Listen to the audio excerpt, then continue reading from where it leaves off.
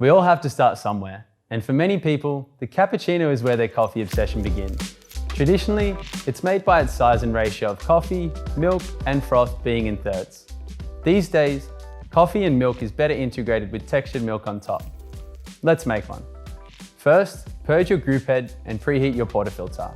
Remove and then dry before grinding. Next, grind your freshly roasted beans, aiming for around a 19-gram dose. Give the portafilter a few gentle taps like this to settle the grounds before tamping on a nice level surface. The most important thing is consistent pressure every time, then visually check that your tamper is level. Use the razor tool after tamping to ensure you have the correct dose. It precisely controls the height of the tamped coffee, a critical variable. Place the portafilter firmly into the group head. Before you start your shot, make sure you set your cup underneath. Today we're splitting our shot between 2 cups.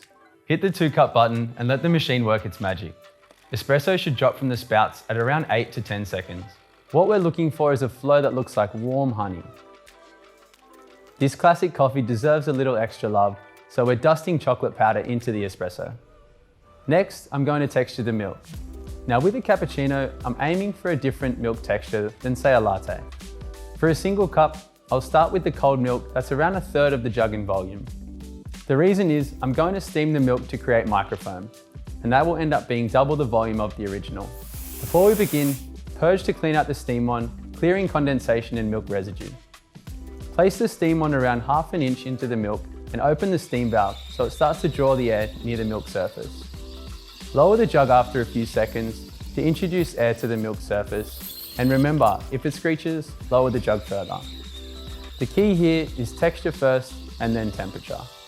In texturing the milk, I'm aiming for a temperature of around 140 to 150 degrees Fahrenheit or 60 to 65 degrees Celsius. A good manual indicator is when the jug becomes too hot to touch. For non-dairy, I would recommend not going over 130 degrees Fahrenheit or 55 degrees Celsius, as the milk can start to separate or curdle. This is what we're looking for, a velvety and silky smooth texture.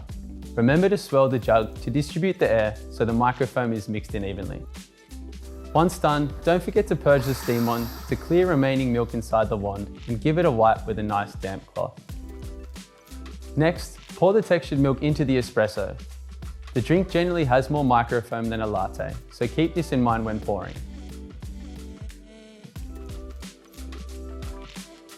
And that's how to make a cafe quality cappuccino at home. No wonder it's been popular for over a century. Enjoy.